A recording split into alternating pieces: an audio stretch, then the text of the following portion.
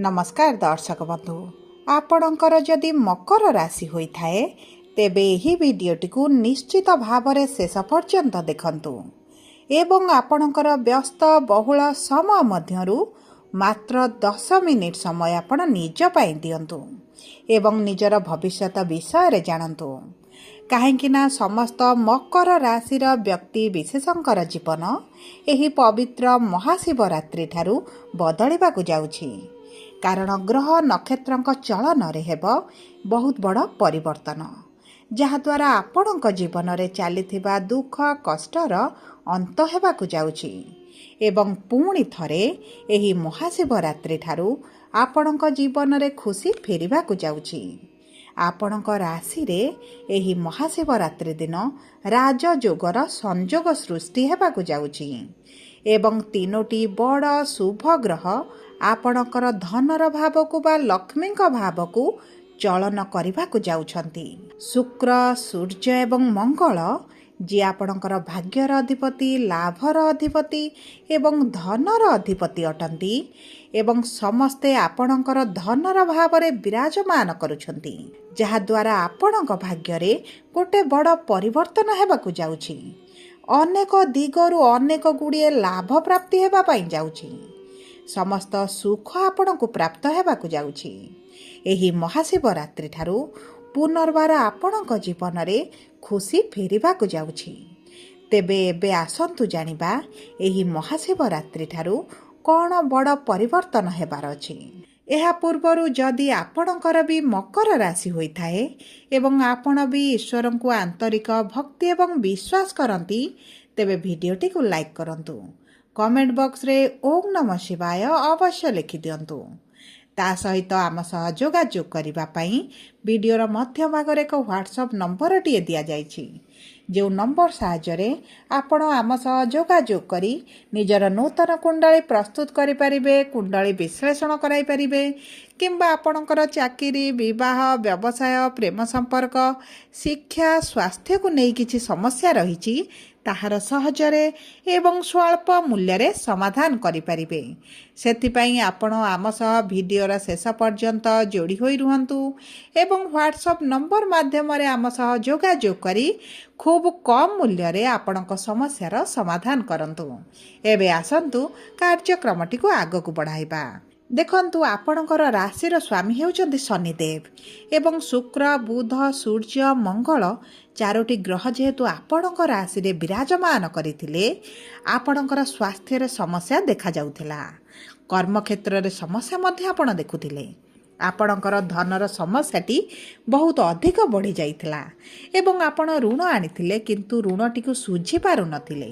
ऋणर भारटी आपणक ऊपर बढ़ी चलिथिला आपण जे कार्य रे हाथ देउथिले सेथिरे आपणको सफलता मिली पारु नथिला आपण मानसिक चिंता भितर रहुथिले परिवार मध्यरे शांति आपण अनुभव करू नथिले आपणक शिक्षा क्षेत्र रे समस्या हेउथिला एवं चाकरी रे बहुत अधिक समस्या आपण देखुथिले वर्तमान मध्य देखुचंती एवं देखंतु सबुठारु बड़ कथा हैला आपण संतान संतति को पई बहुत अधिक चिंतित रहुचंती आपणक व्यापार वाणिज्य पूर्व भली आपणकर व्यापार हेउ नाही आपणकर जेते लाभ हेबा कथा सेते लाभ आपणको प्राप्त हेउनी बेले बेले आपणको लॉस हैला बळे मध्ये आपण अनुभव करूचंती आपणक प्रेम जीवन रे दाम्पत्य जीवन रे छोट कथा को नै झगड़ा मनमालिन्य मतभेद एवं छोट छोट कथा को नै बहुत अप्रीतिकर परिस्थिति मध्ये आपण देखुचंती जेउ कारणरू आपणकर मानसिक स्थिति सहित शारीरिक स्वास्थ्य मध्ये बहुत अधिक प्रभावित हेउथिला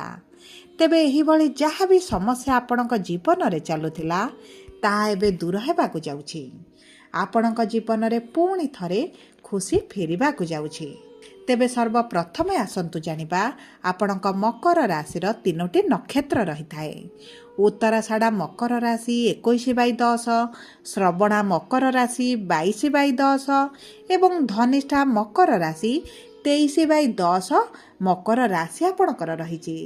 ତେବେ ନକ୍ଷତ୍ର ଅନୁଯାୟୀ ଆପଣଙ୍କର କେଉଁ କ୍ଷେତ୍ରରେ କିଭଳି ପ୍ରଭାବ ପଡ଼ିବ ଆସନ୍ତୁ ବିସ୍ତୃତ ଭାବରେ ଆଲୋଚନା କରିବା। ଦେଖନ୍ତୁ, ଏହି ମହାଶିବରାତ୍ରି ପରଠାରୁ ଉତ୍ତରାଷାଢ଼ ମକର ରାଶି ବା 21/10 ମକର ରାଶି ବ୍ୟକ୍ତିବିଶେଷଙ୍କର ସୂର୍ଯ୍ୟ ଯେହେତୁ ନକ୍ଷତ୍ର ଅଧିପତି ଏବଂ ଆପଣଙ୍କର ଧନର ଭାବକୁ ଗୋଚର କରିବେ, ଆପଣଙ୍କର ଆର୍ଥିକ ସ୍ଥିତିରେ ପୂର୍ବରୁ ଯେଉଁ ସମସ୍ୟା ଗୁଡ଼ିକ ଚାଲିଥିଲା ସେଥିରେ ଆପଣ ପରିବର୍ତ୍ତନ ଦେଖିବେ। ଏବଂ ତା ସହିତ ସୂର୍ଯ୍ୟଙ୍କର ସପ୍ତମ ଦୃଷ୍ଟି ଯେହେତୁ ନିଜ ଗୃହ ଉପରେ, ନିଜ ରାଶି ଉପରେ ରହିବ, ଆପଣଙ୍କୁ କିଛି ଅଚାନକ ଧନ ପ୍ରାପ୍ତି ହୋଇପାରେ କିମ୍ବା ଆପଣଙ୍କର ପୈତୃକ ସମ୍ପତ୍ତିକୁ ନେଇ ଯଦି କିଛି ସମସ୍ୟା ଚାଲିଛି ସେଥିରୁ ଆପଣ ବାହାରକୁ ଆସିବେ। ଆପଣଙ୍କ ପ୍ରାପ୍ୟ ଆପଣଙ୍କୁ ପ୍ରାପ୍ତ ହେବ। ଆପଣଙ୍କର ଅର୍ଥ ଯଦି କେଉଁଠି ଫସିକି ରହିଛି, ଆପଣଙ୍କର ଦୌଡ଼ି ଦୌଡ଼ି ଆପଣଙ୍କର ଅର୍ଥ ଆପଣଙ୍କୁ ମିଳିପାରୁନଥିଲା, ତେବେ ମନେ ରଖନ୍ତୁ ଆପଣଙ୍କର ଅର୍ଥ ଆପଣଙ୍କୁ ପ୍ରାପ୍ତ ହୋଇଯିବ। ତା ସହିତ ଆପଣଙ୍କର ଯଦି କିଛି ଋଣ, କରଜ, ଲୋନ୍ ଗୁଡ଼ିକ ବଢ଼ିଯାଇଛି ଏବଂ ସେହି ଚକ୍ରବ୍ୟୁହ ଭିତରେ ଫସି ଯାଇଛନ୍ତି, ତେବେ କୌଣସି ନା କୌଣସି ମାଧ୍ୟମରେ ଆପଣ ସେଥିରୁ ବାହାରିବା ଆରମ୍ଭ କରିବେ। ଏବଂ ଦେଖନ୍ତୁ, ଯଦି ଆପଣଙ୍କର ନୂତନ ବ୍ୟବସାୟ ଆରମ୍ଭ ପାଇଁ କିମ୍ବା କିଛି କାର୍ଯ୍ୟ ପାଇଁ ଆପଣଙ୍କର ଅର୍ଥର ଆବଶ୍ୟକତା ରହିଥିଲା, ତେବେ ମଧ୍ୟ ସେହି ଅର୍ଥ ଆପଣଙ୍କୁ ପ୍ରାପ୍ତ ହୋଇଯିବ। ଏବଂ ସବୁଠାରୁ ବଡ଼ କଥା ହେଉଛି ଆପଣଙ୍କର କର୍ମର ଗୃହକୁ ବା 10ମ ଗୃହକୁ ସୂର୍ଯ୍ୟଙ୍କର ଦୃଷ୍ଟି ମଧ୍ୟ ରହୁଥିବାରୁ ଆପଣଙ୍କର କର୍ମକ୍ଷେତ୍ରରେ ଶୁଭ ପରିବର୍ତ୍ତନ ଦେଖିବେ। ଏବଂ ଆପଣଙ୍କର ସ୍ୱାସ୍ଥ୍ୟ ଯେଉଁ ଖରାପ ରହୁଥିଲା, ଆପଣଙ୍କର ଚର୍ମଜନିତ ସମସ୍ୟା ସହିତ ପେଟଜନିତ ସମସ୍ୟା ଆପଣଙ୍କର ଯେଉଁ ବଢ଼ିଯାଇଥିଲା, ସେଥିରେ ଆପଣ ଧୀରେ ଧୀରେ ଉପଶମ ଅନୁଭବ କରିବେ। ଆପଣଙ୍କ ବୈବାହିକ ଜୀବନରେ ଚମତ୍କାରୀ ପ୍ରଭାବ ଆପଣ ଦେଖିବା ଆରମ୍ଭ କରିବେ। ସମ୍ପର୍କରେ ଯେଉଁ ଆପଣଙ୍କର ତିକ୍ତତା ବଢ଼ିଯାଇଛି, ଛୋଟ ଛୋଟ କଥାକୁ ନେଇ ମନମାଳିନ ମତଭେଦ ରହିଛି, ସେହିସବୁ ପରିସ୍ଥିତି ଆପଣଙ୍କର ଦୂର ହୋଇଯିବ। ଆପଣଙ୍କର ସାଥୀଙ୍କର ଯଦି କ୍ୟାରିୟରରେ କିଛିଟା ସମସ୍ୟା ଦେଖାଯାଉଥିଲା, ସେଥିରେ ଆସିବ ପରିବର୍ତ୍ତନ। ଏବେ ଆସନ୍ତୁ ଜାଣିବା ଶ୍ରବଣା ମକର ରାଶି 22/10 ଆପଣଙ୍କର ଏହି ମହାଶିବରାତ୍ରି ପରଠାରୁ କିଭଳି ରହିବ। ଦେଖନ୍ତୁ, ଆପଣଙ୍କର ନକ୍ଷତ୍ର ଅଧିପତି ହେଉଛନ୍ତି ଚନ୍ଦ୍ରମା ଏବଂ ଚନ୍ଦ୍ରମା ହେଉଛନ୍ତି ଆପଣଙ୍କର ସପ୍ତମ ଅଧିପତି। ଏବଂ ଆପଣଙ୍କ ପ୍ରେମ ସମ୍ପର୍କରେ ଆପଣ ଯେଉଁ ଅସନ୍ତୋଷ ରହୁଥିଲେ, ଆପଣଙ୍କ ବୈବାହିକ ଜୀବନରେ ଆପଣ ଯେଉଁ ଅସନ୍ତୋଷ ରହୁଥିଲେ, ସେଥିରେ ଆପଣ ଧୀରେ ଧୀରେ ପରିବର୍ତ୍ତନ ଦେଖିବେ, ଉନ୍ନତି ଦେଖିବା ଆରମ୍ଭ କରିବେ। ଆପଣଙ୍କ ସମ୍ପର୍କରେ ମଧୁରତା ଆସିବ। ଏବଂ ଦେଖନ୍ତୁ, ଆପଣଙ୍କର ସାଥୀଙ୍କ ସ୍ୱାସ୍ଥ୍ୟରେ ଯଦି ସମସ୍ୟା ଚାଲିଛି, ଆପଣ ଧୀରେ ଧୀରେ ଉନ୍ନତି ଦେଖିବେ। ଆପଣ ଯଦି ପାର୍ଟନରସିପ୍ରେ କିଛି କାର୍ଯ୍ୟ କରୁଛନ୍ତି କିମ୍ବା ଆପଣଙ୍କର ଜୀବନସାଥୀ ପାର୍ଟନରସିପ୍ରେ କିଛି କାର୍ଯ୍ୟ କରୁଛନ୍ତି, ଲସ୍ ଭଳି ପରିସ୍ଥିତି ଦେଖୁଛନ୍ତି, ଏତେଟା ଲାଭ ହେଉନାହିଁ, ଅସନ୍ତୋଷ ରହିଛନ୍ତି, ତେବେ ସେଥିରେ ମଧ୍ୟ ପରିବର୍ତ୍ତନ ଆସିବ। ଆପଣଙ୍କ ଦୈନିକ ରୋଜଗାରରେ ବୃଦ୍ଧି ଘଟିବ। ଏବଂ ଯଦି ଆପଣଙ୍କର ବିବାହର ଯୋଜନାରେ ରହିଛନ୍ତି, ତେବେ ବିବାହ ପାଇଁ ପ୍ରବଳ ଯୋଗ ବନୁଛି। ଆପଣଙ୍କର ମନପସନ୍ଦର ପ୍ରସ୍ତାବ ସହିତ ବିବାହ ହୋଇପାରେ। ଯେଉଁମାନେ ପ୍ରେମ ସମ୍ପର୍କରେ ଅଛନ୍ତି, ଆପଣଙ୍କ ପ୍ରେମ ସମ୍ପର୍କ ବିବାହର ରୂପ ମଧ୍ୟ ନେଇପାରେ। ଏବଂ ଦେଖନ୍ତୁ, ଯଦି ଆପଣ ଦ୍ୱିତୀୟ ବିବାହ କରିବା ପାଇଁ ଚାହୁଁଥିଲେ ଏବଂ ଦ୍ୱିତୀୟ ବିବାହରେ ଆପଣଙ୍କର ସମସ୍ୟା ଆସୁଛି, ବିଳମ୍ବ ଆସୁଛି, ପ୍ରସ୍ତାବ ଠିକ୍ ହୋଇପାରୁନଥିଲା, ତେବେ ଏହିସବୁ ପରିସ୍ଥିତି ଆପଣଙ୍କର ଦୂର ହୋଇଯିବ। ଆପଣଙ୍କର ଦ୍ୱିତୀୟ ବିବାହ ହେବା ମଧ୍ୟ ବହୁତ ଅଧିକ ଯୋଗ ବନୁଛି। ଆପଣଙ୍କର ଶତ୍ରୁମାନେ ମଧ୍ୟ ନାଶ ଯିବେ। ଆପଣଙ୍କର ଶତ୍ରୁଙ୍କୁ ନେଇ ଯେଉଁ ପୀଡ଼ାରେ ଅଛନ୍ତି, କଷ୍ଟରେ ଅଛନ୍ତି, କର୍ମକ୍ଷେତ୍ର ସହିତ ଆପଣଙ୍କ ପାରିବାରିକ ଜୀବନ ଯେଉଁ ହାନି ହେଉଛି, ସେଥିରେ ଆପଣଙ୍କର ଉନ୍ନତି ନିଶ୍ଚିତ ଭାବରେ ଆସିବ।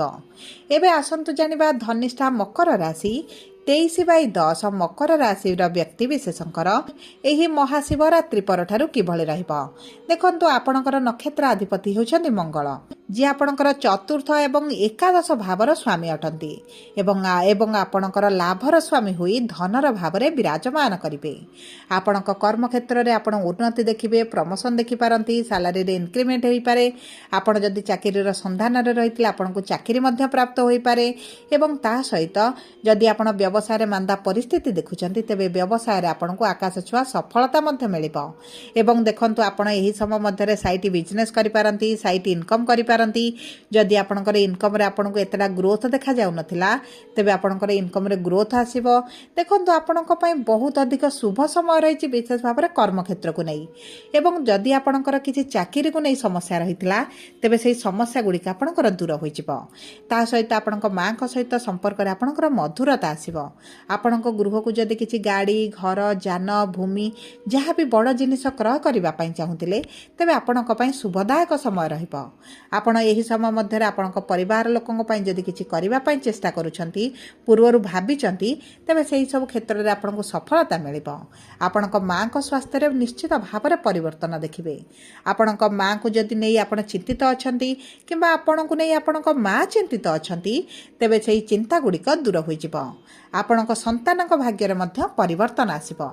ଯେଉଁ ବ୍ୟକ୍ତିମାନେ ସନ୍ତାନ ସୁଖରୁ ବଞ୍ଚିତ ରହିଛନ୍ତି ଏହି ମହାଶିବରାତ୍ରି ପରଠାରୁ ବହୁତ ଭଲ ଯୋଗ ବନୁଛି। ସନ୍ତାନ ପ୍ରାପ୍ତିର ବହୁତ ଭଲ ଯୋଗ ସହିତ ଆପଣଙ୍କ ସନ୍ତାନକୁ ନେଇ ଯେଉଁ ଚିନ୍ତିତରେ ଅଛନ୍ତି ଶିକ୍ଷାକୁ ନେଇ କ୍ୟାରିୟରକୁ ନେଇ ବିବାହକୁ ନେଇ ତେବେ ସେହି ସବୁ ଚିନ୍ତା ଗୁଡ଼ିକ ଆପଣଙ୍କର ଦୂର ହୋଇଯିବ। ଆପଣ ଯଦି ବିଦେଶରେ ରହୁଛନ୍ତି ଏବଂ ସେଠାରେ ଆପଣଙ୍କର କିଛି ସମସ୍ୟା ଚାଲିଛି ସେହି ସବୁ ସମସ୍ୟା ଗୁଡ଼ିକ ଆପଣଙ୍କର ସମାଧାନ ହେବାର ଆରମ୍ଭ କରିବ।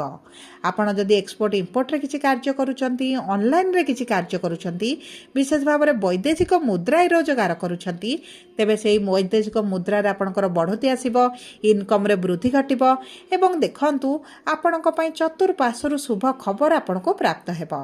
ସବୁ ପରେ ଅଶୁଭତ୍ୱକୁ ଦୂର କରି ଶୁଭାଶୁଭ ଫଳକୁ ବୃଦ୍ଧି କରିବା ପାଇଁ ଆପଣ ପ୍ରତିଦିନ ଶନିଙ୍କର ବୀଜ ମନ୍ତ୍ର 108 ଥର ପାଠ କରନ୍ତୁ। ତା ସହିତ ପ୍ରାତଃ ସମୟରେ ସୂର୍ଯ୍ୟଙ୍କୁ ଜଳ ଅର୍ପଣ କରନ୍ତୁ ଏବଂ ସୋମବାର ଦିନ ମହାଦେବଙ୍କ ମନ୍ଦିରରେ ଜଳ ଅର୍ପଣ କରନ୍ତୁ। ଓମ୍ ନମଃ ଶିବାୟ ମନ୍ତ୍ରଟିକୁ ପାଠ କରନ୍ତୁ ଏବଂ ଆର୍ଥିକ ସ୍ଥିତିରେ ପରିବର୍ତ୍ତନ ଆଣିବା ପାଇଁ ଶନିବାର ଦିନ ଅଶ୍ୱସ୍ଥ ବୃକ୍ଷ ମୂଳରେ ସୋରିଷ ତେଲରେ ଦୀପଟିଏ ଜାଳନ୍ତୁ ଏବଂ ଶନିଙ୍କ ମନ୍ଦିରରେ ଯଦି ବି ମଧ୍ୟ ଶନିବାର ଦିନ ଦୀପ ଜାଳନ୍ତି ଆପଣଙ୍କ ପାଇଁ ମଧ୍ୟ ବହୁତ ଅଧିକ ଶୁଭଦାୟକ ରହିବ। ହନୁମାନ ଚାଳିଶା ପାଠ କରନ୍ତୁ ଏବଂ ଚେଷ୍ଟା କରନ୍ତୁ ଯଦି ଆପଣଙ୍କର ଋଣ କରଜ ବଢ଼ିଯାଇଛି ତେବେ କଳା ରଙ୍ଗର ପର୍ସ ବ୍ୟବହାର ନ କରିବା ପାଇଁ ଆପଣଙ୍କ ପାଇଁ ଭଲ ରହିବ। ଯଦି ଆପଣଙ୍କର ମକର ରାଶି ହୋଇଥାଏ ଭିଡ଼ିଓଟି କିଭଳି ଲାଗିଲା କମେଣ୍ଟ ବକ୍ସରେ ଲେଖି ଜଣାନ୍ତୁ। ଯଦି ଆପଣଙ୍କ ପ୍ରିୟଜନଙ୍କର ମକର ରାଶି ହୋଇଥାଏ ଭିଡ଼ିଓଟି ତାଙ୍କ ସହିତ ସେୟାର କରନ୍ତୁ। ଯଦି ପ୍ରଥମ ଥର ଆମ ଚ୍ୟାନେଲକୁ ଆସିଛନ୍ତି ଚ୍ୟାନେଲଟିକୁ ସବସ୍କ୍ରାଇବ୍ କରନ୍ତୁ। ପାଖରେ ଥିବା ବେଲ୍ ଆଇକନକୁ ପ୍ରେସ୍ କରନ୍ତୁ। ଧନ୍ୟବାଦ।